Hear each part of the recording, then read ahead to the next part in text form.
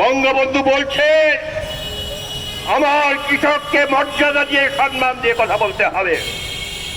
বঙ্গবন্ধু বলেছেন আমার শ্রমিককে সম্মান দিয়ে কথা বলতে হবে, কারণ ওরা যদি উৎপাদন না করে তাহলে তোমরা শহরের ভদ্রলোকরা নাচিয়ে মারা যাবা। এই 42 ডিগ্রি তাপমাত্রার মধ্যে আমার কৃষকরা এখন তারা মাঠে রয়েছেন ফসল ফলার। এই যে ঢাকা শহরে তরমুজ খান কোথায় পান?